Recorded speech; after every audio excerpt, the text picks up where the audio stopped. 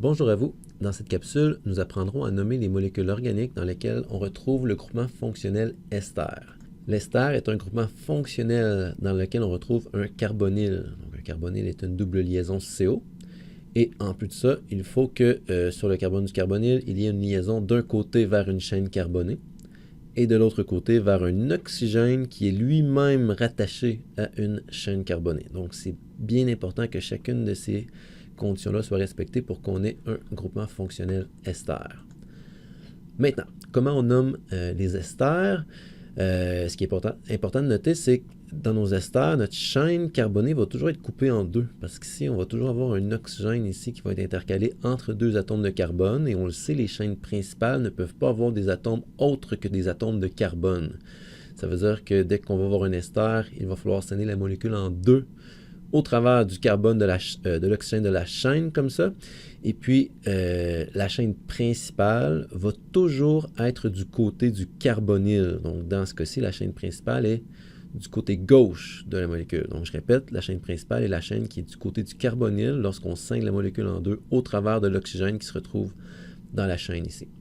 Si la chaîne principale est celle de gauche, ça veut dire qu'on a une chaîne à 4 carbones comme ça. Une chaîne à 4 carbones se nomme normalement butane.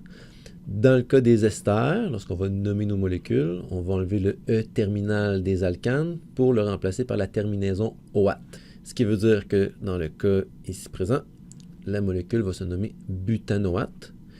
Mais ce n'est pas tout, parce qu'ici, on voit quand même qu'il y a une chaîne à 3 carbones à droite. Il va falloir trouver une façon de spécifier qu'il y a cette chaîne-là. Donc, dans le cas des esters, qu'est-ce qu'on va faire? Puis là, ça va être un peu particulier, mais on va rajouter la préposition « de ». Et ensuite, on va nommer le nom de la chaîne liée à l'oxygène de l'ester.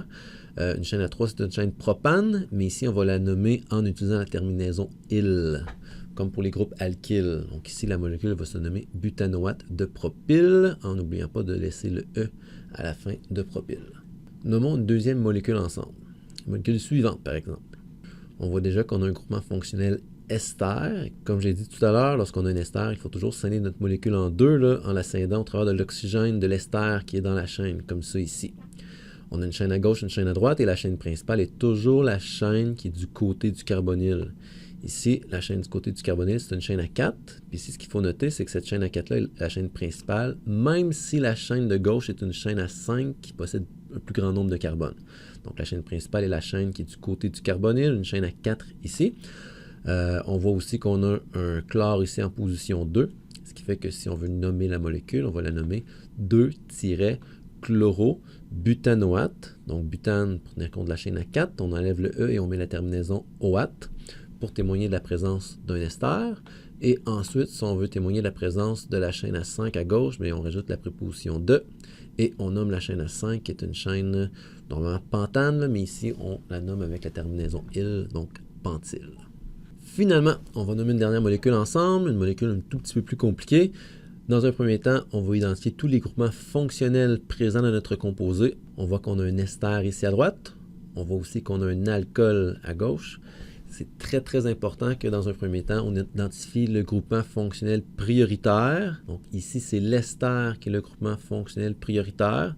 Ce qui veut dire que l'alcool, pour le nommer dans notre molécule, on n'utilisera pas le suffixe, mais plutôt le préfixe. Le préfixe qu'on utilise lorsque l'alcool n'est pas prioritaire est hydroxy. Dans le cas de l'ester, comme il est prioritaire, on va utiliser la terminaison OAT. Comme à chaque fois où on a un ester, il va falloir scinder notre molécule en deux là, en la scindant au travers de l'oxygène qui est dans la chaîne. Puis quand je dis l'oxygène, c'est l'oxygène qui appartient au groupement ester. La chaîne principale est toujours la chaîne qui est du côté du carbonyle, donc ici du côté gauche. Si on numérote la chaîne, on voit que c'est une chaîne à 6 carbones. Et on voit aussi qu'ici, il y a un groupement à 1 carbone, soit un groupement méthyle qui dépasse, qu'on va devoir nommer lorsqu'on va écrire le nom de notre molécule. Puis, si on commence à mettre tout ça ensemble, on sait qu'on commence par nommer tous les groupements qui doivent être identifiés à l'aide d'un suffixe en les présentant en ordre alphabétique. Donc, ici, le H de hydroxy vient avant le M de méthyle, ce qui fait en sorte qu'on va nommer la molécule 3-hydroxy-5-méthyle. Ici, j'ai fait une petite erreur, il n'y a pas de E qui va là, hein? Donc 5-méthylhexanoate. Ensuite, si on veut nommer la chaîne de droite, on va indiquer 2 et on va étiqueter le nom de la chaîne de droite. Donc, c'est une chaîne à 2 carbones, c'est une chaîne éthyle, mais 2-éthyle, ça ne sonne pas trop bien. Donc, on va remplacer le 2 par un D' ici. Donc, le nom de la molécule est 3-hydroxy-5-méthylhexanoate d'éthyle. Et voilà, vous savez maintenant nommer les composés dans lesquels on retrouve le groupement fonctionnel ester.